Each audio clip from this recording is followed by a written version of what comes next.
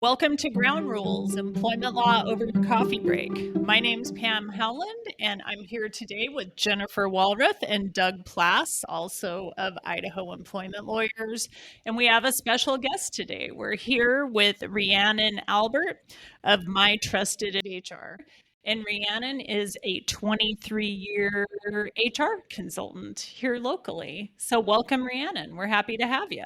Thank you for having me. Yep, we're here today talking about respect and civility in the workplace.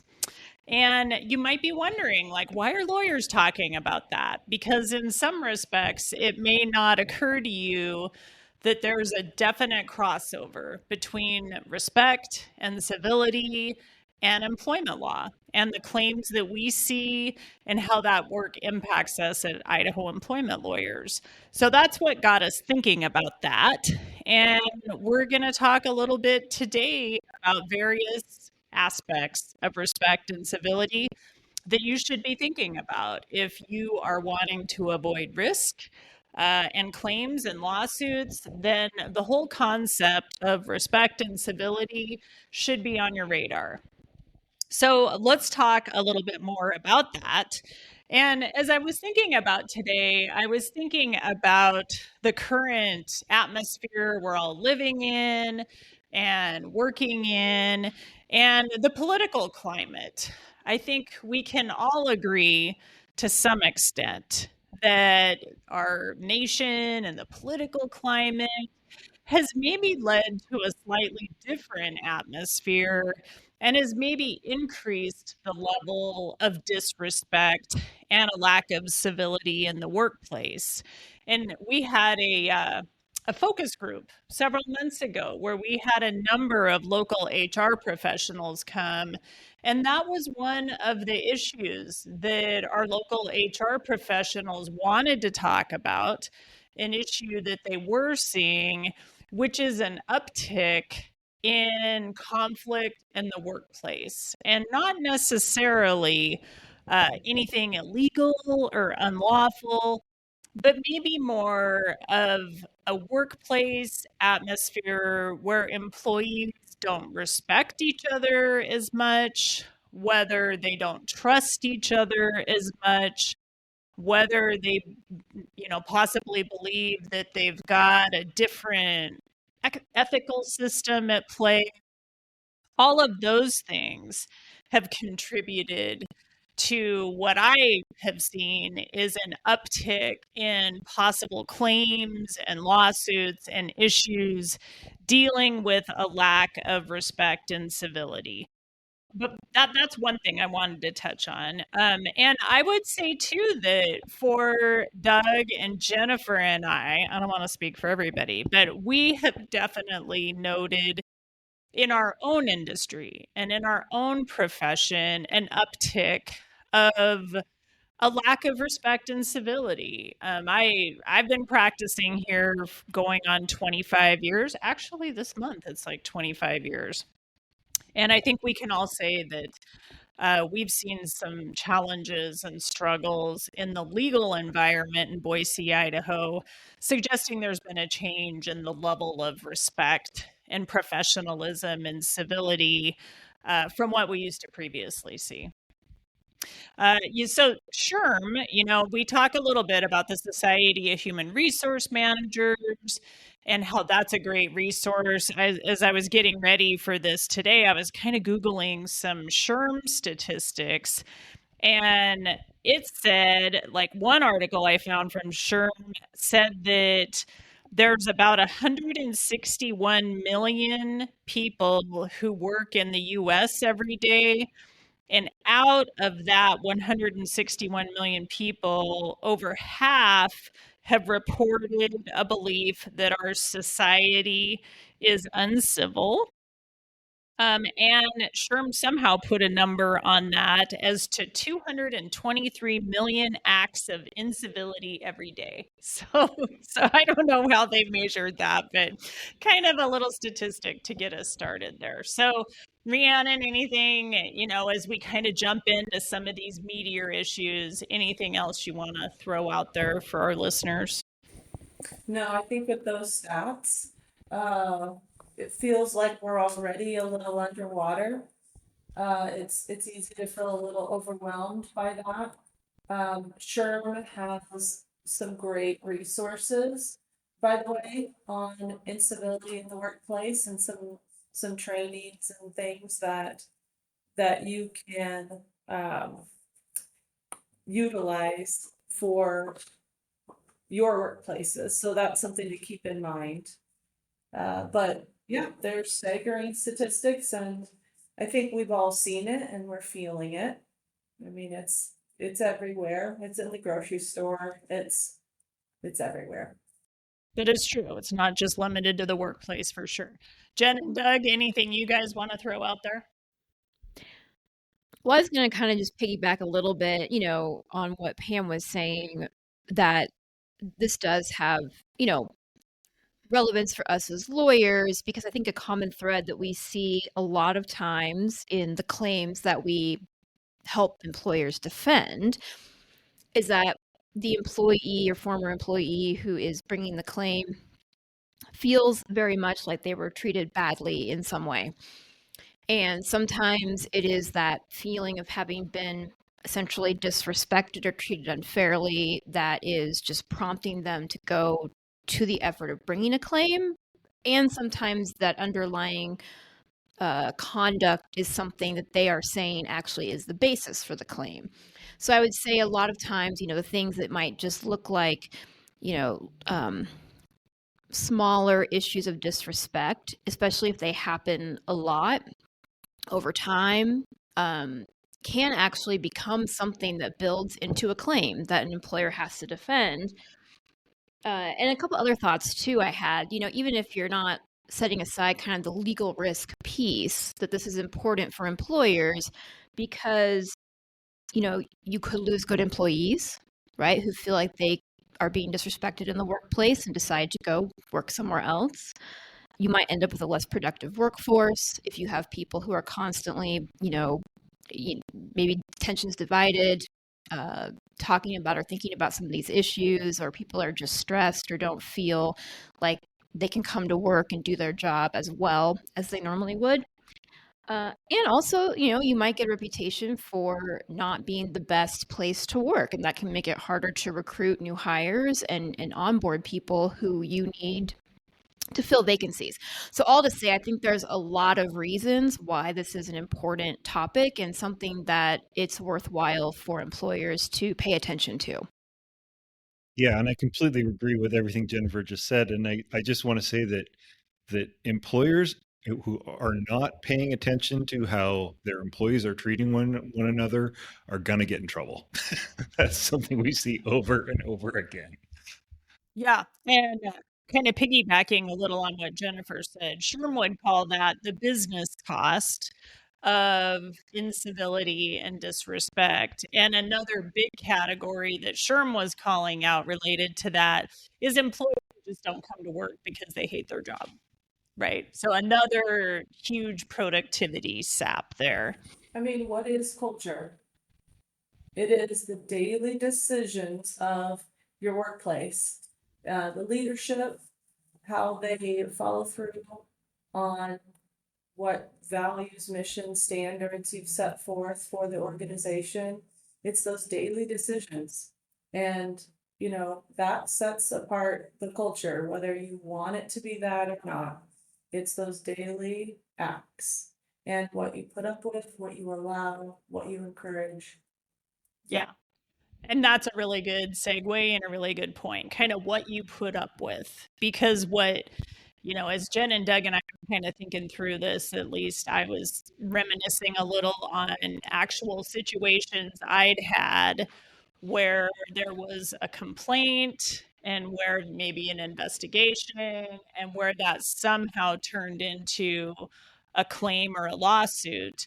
Um, really does spin out of that set of facts, and it might be that there's a leader in the workplace who is treating people in a degrading manner, a disrespectful manner, maybe calling them out in an embarrassing way in front of others.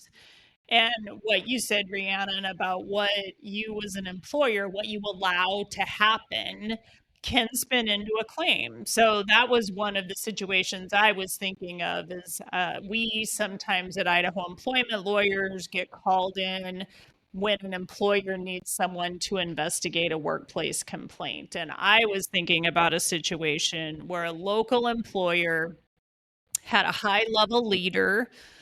This leader was from another country, a newer leader, and there had been a number of complaints from staff that that leader was rude, abrasive, disrespectful, and kind of had a my way or the highway kind of attitude. And as a result of that, the staff felt unsafe and they felt like if they said anything or if they spoke up, they'd be retaliated against, they'd be terminated. And again, this leader was from another country. And so that basically evolved into we think that leader doesn't like people from the US, or we think that that leader who was a man doesn't like women. I mean, that is the classic example of the type of behavior that, if allowed to go unchecked, can turn into a claim of discrimination or harassment. Well, and one thing I would say about this is look at all the assumptions that were made. Some of them completely unfounded, possibly. But without, like you said, without those things being, without them being checked, yes, or however you say that, without a discussion being held, I guess you could say, addressing the concerns or addressing how people were feeling. We don't know where that was coming from or where it was going necessarily. We just know the leftover result. And the leftover result is people feeling like they don't have a voice or they can't be heard or they can't speak up or they don't feel psychologically safe at work, you know? So it just leads into all of these things if we're not accountable for our actions, if we're not having regular discussions, if there isn't some kind of an open door policy or other leaders in the organization that, hey, can I just bounce this off of you? I'm feeling like this, but I don't know if that's her intent or his intent or whoever it is. But you know, a little bit goes a long way as far as just allowing people kind of an open dialogue to talk about their experience there at work, you know? Yeah. Do you guys have other examples of situations where you've seen some type of disrespect spin into a claim or a lawsuit? I got a bunch of them. Yeah. That's what I figured. Yeah, I mean, I did an investigation where there was kind of this unchecked hostility between a couple of employees. They were, just kind of accusing each other of not doing things well and getting in each other's face all the time. The employer didn't do anything about it. This kind of escalated into them surveilling one another in the workplace and, taking notes on one another. And eventually we had a hostile work environment claim based on sex that came out of that. I had another one where it's not exactly the same kind of thing, but some mean-spirited practical jokes is how it started, right? Somebody was filling donuts with mayonnaise to start with, right? Those practical jokes escalated until eventually one was based on race and national origin. Well, you got a claim going to come right after that. If somebody had kind of had a talk with these folks and said, hey, maybe we don't want to do things quite like that early on, we wouldn't have gone there. I've seen other situations where in working with public employers, elected officials that have political disputes kind of create factions within the workplace. And then, sex and race discrimination claims may come on as an explanation for why these factions exist. Again, more assumptions. Yeah. But because we don't have any answers and it's ballooned out of control at this point, right? Then people are led to, what is that saying? In the absence of information, people will make up their own, So it's to the same tune. It's not the kind of culture you want to build. So And it's so funny how at workplaces, a lot of leaders see, you know, uh, argument between two people, and they'll just think, oh, those two, you know, but why not sit them down and say, hey, this feels unproductive. Let's talk about it. Where did this start? Where did this originate? What's going on here? Let's seek to understand, get curious, and resolve some of this stuff so that it doesn't turn into something that could cost your organization thousands and thousands of dollars. Why let it go there? I was thinking about a number of cases we've had where things like this have come up, and the leadership might say exactly what you did. Well, this is just a personality conflict. Or, how do you even manage someone if they're, exclusive behavior? Like they invite everyone to lunch but one person, or maybe the pot stirrer, maybe a bit of a gossiper. So do you have recommendations for that? Like how is it that employers can manage behavior like that may not strictly run afoul of a policy or an expectation, but should be controlled in some way? Here's what I always recommend to employers. If you see this kind of stuff as good for the vibe of the office, cool. And nothing needs to be done. But as soon as it feels like this doesn't feel good, or someone's being left out, or someone, could potentially feel some type of way, then why not address it? But the idea of, I don't even want to say conflict, because sometimes it's not really that conflicting. It's just that idea of sitting down with two people that are struggling to get along feels so uncomfortable to so many leaders. And it's amazing to me how many executive directors and CEOs are just plagued with this fear of addressing something like that. When I'm dealing with, and you guys too, I'm dealing with risk management all the time, in the work that I do with my trusted HR. So I see all of it as potential risk.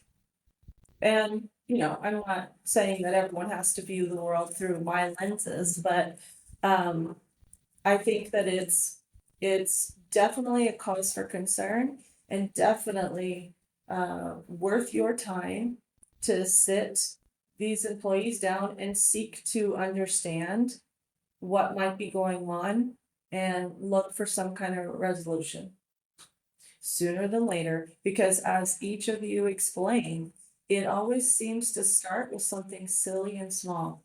It was funny. It was a joke. Funny to who? Maybe, the term joke or sarcasm, it can always get twisted into some kind of bigger overarching thing.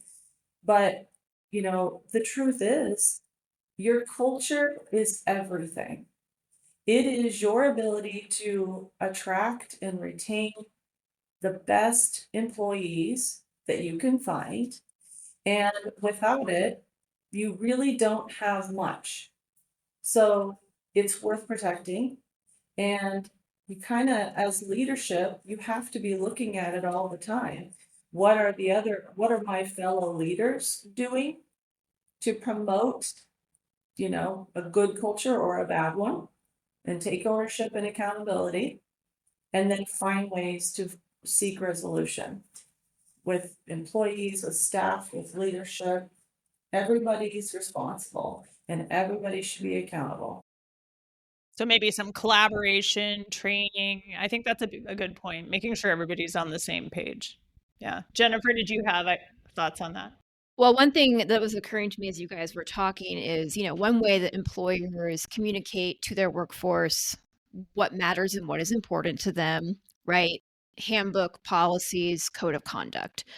And it really is surprising sometimes how many people we talk to who either don't have a handbook or they have one that's from, 1997, or, maybe just haven't looked at their code of conduct policies in a while to see if what they have in there still aligns with the environment and the culture. But it's a good idea to have something in there that lays out, what are the expectations for the conduct of the employees and how they interact with each other. Again, for one thing, you've communicated it so people understand and know what's expected. If there is conduct that may or may not be meeting those expectations, it's a tool that supervisors and leaders at the employer can use to have the types of discussions I think that you, Rhiannon, are talking about, right? And then also it is a way, and it may not be in the code of conduct policy, but somewhere in your handbook to have reporting guidelines for your employees so that if they are experiencing something that they feel is not in line with the policies, or they see something that they don't think is in line with the policies, they know where to go, who to tell, and what to do about that. Because also, if you're an employer, especially if you're a larger employer, you may not know about something unless someone tells you. So it's important as an employer that you have a mechanism set up so employees know how to tell the appropriate people, and then they can have those conversations. It can be addressed.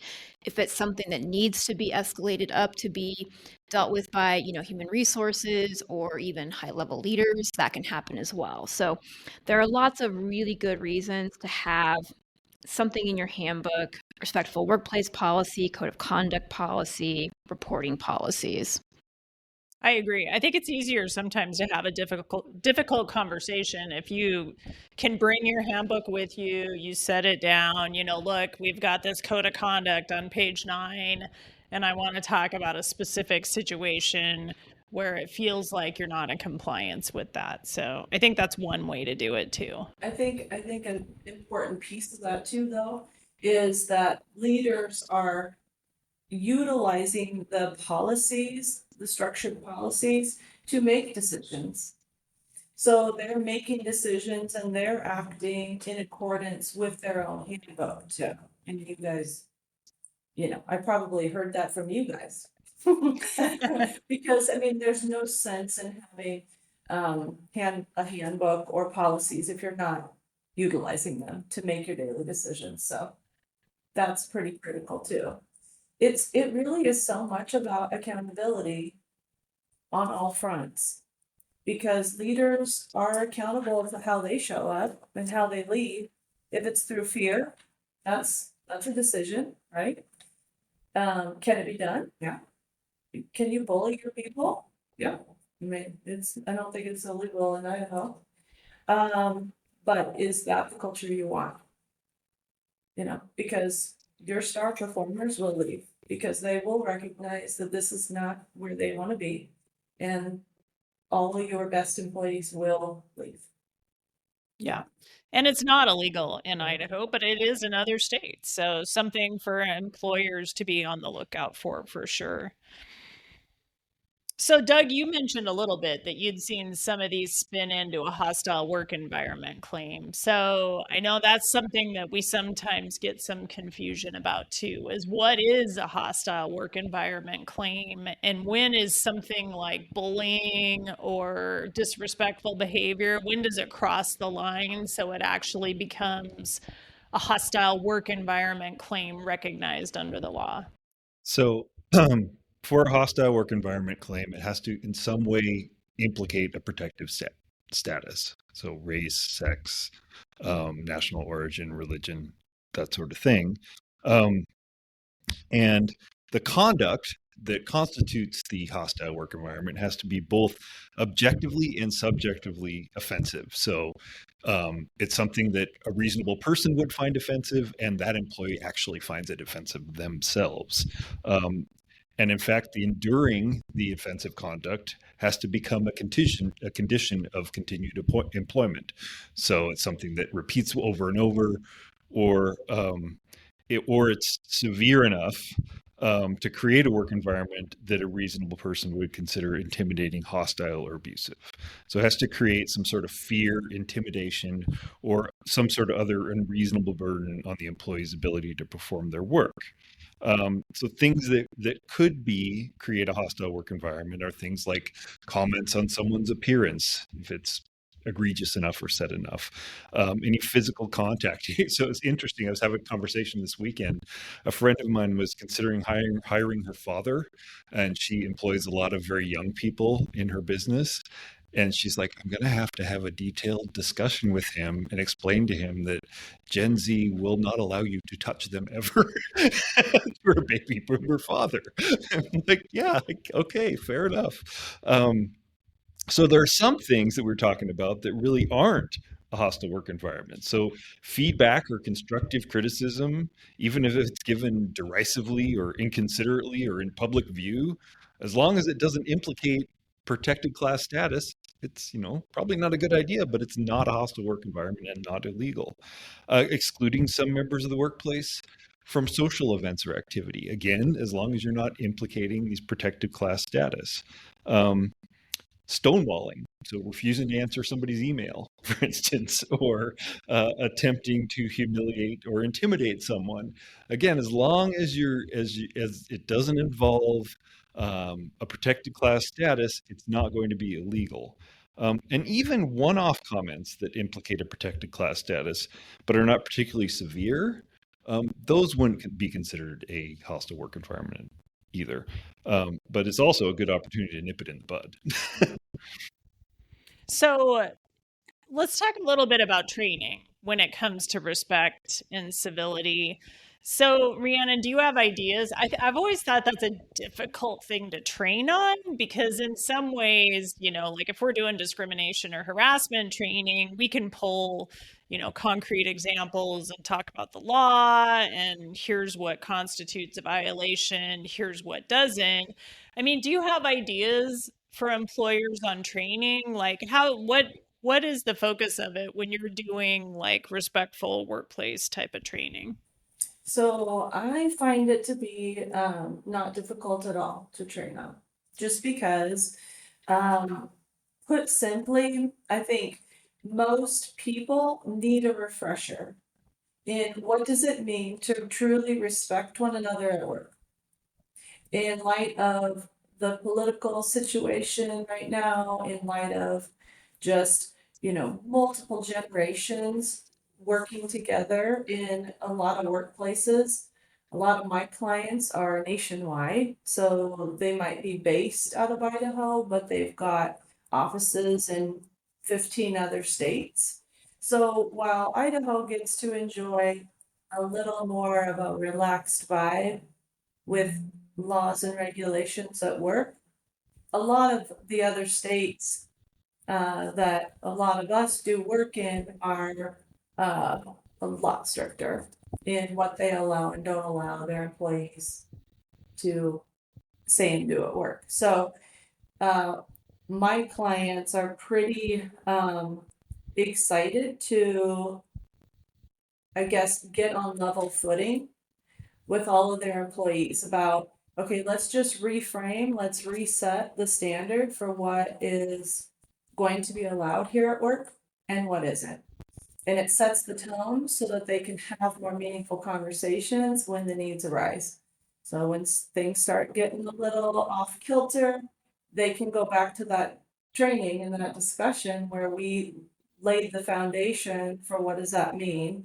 I think the big way that I usually start is we talk about, obviously what is respect. And sometimes what most people understand is they have like a deep admiration or an appreciation for something they're really great at, or they respect that about someone else. But I said, foundationally, I'd like to drop it even lower because you might not even know your coworker. You haven't even gotten the chance to experience them and get to know them on that kind of level.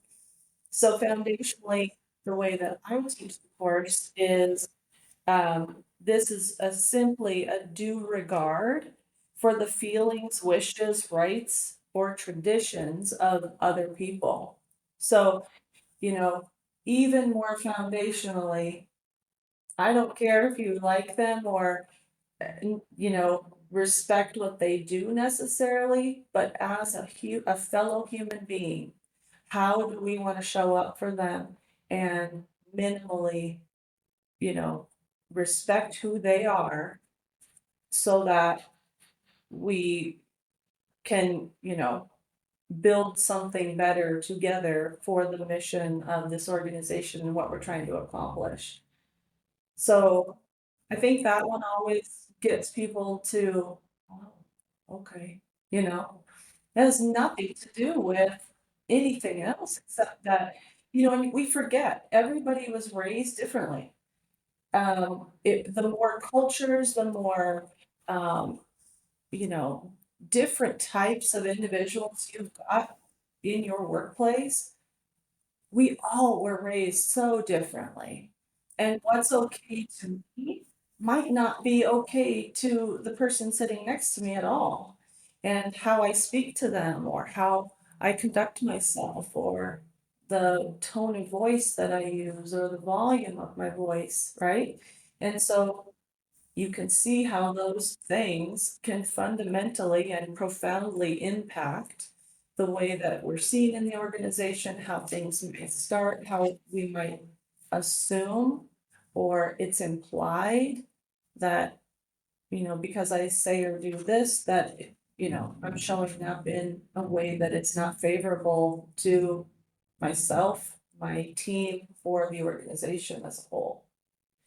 So we tackle stability, we tackle, um, you know, microaggressions, we talk about all of the things that that people are seeing and feeling in workplaces right now. We address that, and then we usually end with a separate session with supervisors, and we deep dive into what are they seeing, what are they experiencing, what can I help and support them on about how to handle this, what kind of things do I need to be doing differently. This is what I'm experiencing, and so it's really helpful, and they leave with tools. Yeah. I was just thinking about, Doug's comments earlier about the hostile work environment and Rhiannon's comments about training and kind of marrying them up a little bit, right? Because sometimes, and we do some training as well, and sometimes we'll have people who say, well, making one comment that someone doesn't like, that's not a hostile work environment. Per what Doug was saying, probably true, right? One minor incident, but that doesn't mean it's something that we should allow in the workplace.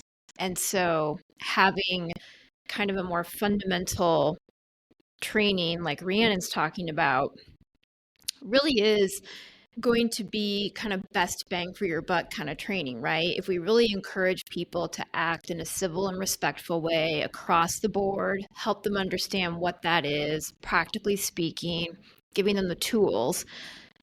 The idea behind that not only is having an actual respectful workplace, but you would just avoid getting into any kind of conduct that does, is, may, could trigger anything that would rise to a level that could be a hostile work environment or other discrimination type of claim. Yeah, I was having the same thought, which is somewhat of just training in and of itself. If you're getting everybody together, you've got everybody talking about this issue, someone like Rhiannon leading the charge on it.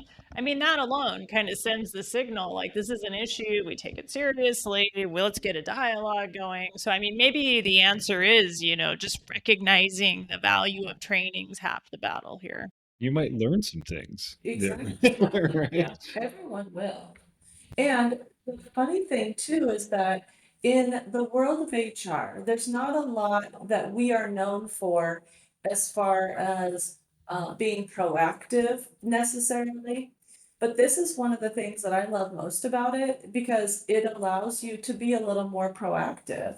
Because if you are training your staff and leaders on how to kind of recognize the importance of respect in the workplace and kind of setting the standard for what we're going to allow and what we aren't, then, you know, obviously people that respect one another aren't sexually harassing one another.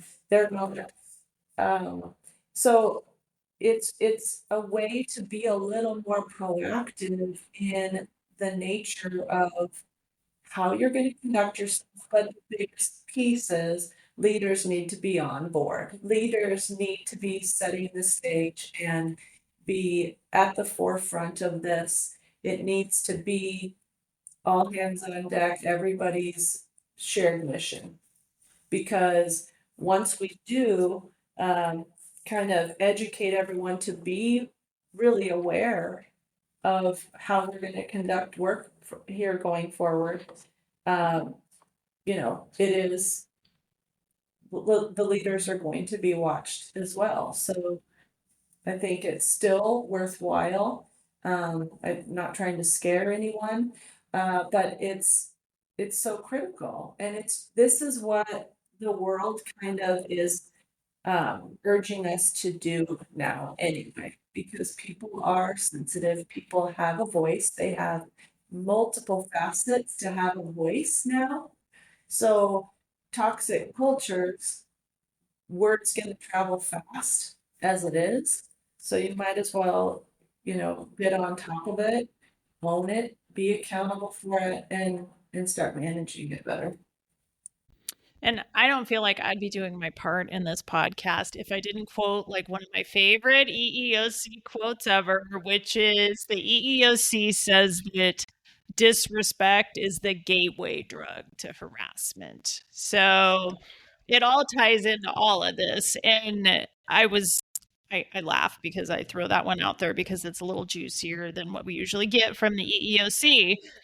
Yeah, but that came from this giant study they did in 2016, trying to really get to the root of why do we still see harassment claims when the laws that prohibit all of that have been in place for 60 years now? And they came up with a whole framework of the types of workplaces that may be more susceptible to harassment and what leadership needs to do to prevent it. Your point as to leadership needs to set the example and drive it all home.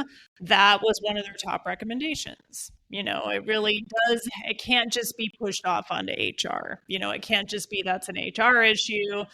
If you are a leader and you're going to bring trainers in, then go to the training, right? Participate in it, set the example, you know, model the behavior you want, model the culture you want, and all of that is part of the EEOC's takeaway from that study too. And, you know, granted, that's now almost 10 years old, but I think a lot of those are very sound concepts.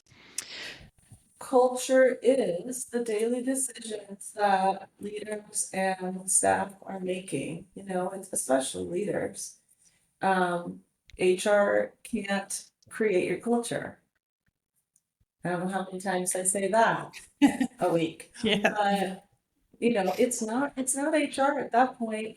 Yeah. You know, it's the daily decisions that leaders in organizations are making. And if we're citing favorite quotes, what you permit, you promote. What you allow, you encourage. What you condone, you own. I mean, that's it in a nutshell. So whatever it is that you want your standard in your organization to be, you know, you have to all be committed to it. And when you see something going awry, it's time to step in and have a discussion. Yeah. Okay, I love it. Those are great takeaways on culture, accountability, what you allow, what you don't allow. As always, we talk about training, and as luck would have it, we have a training coming up on June 18th, supervisor training. We're going to touch on a lot of these issues. If you find yourself needing training, that would be a perfect one to come to. And get a good brush up on the law. We have also our Law for Leaders book which, although it does not have a specific chapter on civility and respect, it does touch on a lot of these other things, including all the laws that prohibit discrimination and harassment, and lots of good takeaways there. So check that out too. Rhiannon, thanks for your time today and all your good insights. And otherwise, that's it for today on Ground Rules.